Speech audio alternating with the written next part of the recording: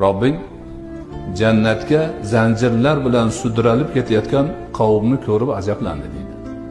Ya'ni biz hammamiz shumiz. Jannat borligini bilamiz. Do'zax borligini bilamiz. Lekin jannatga kerak bo'lgan ishni qila olmaymiz. Shunga Alloh nima rahim qilib bizni vojib zanjiri bilan, farz zanjiri bilan bo'ynimizdan tortib jannatga sudrayapti. Ana bu haqiqat buyuk bir haqiqatdir. Shuning uchun hammamiz nima qilishimiz kerak? Ibodatni qadrini bilishimiz kerak. Ibodatni tanitib qo'ygan Allohga hamd sano aytishimiz kerak. Ibodat fursatini umrimizning eng go'zal fursati deb bilishimiz kerak.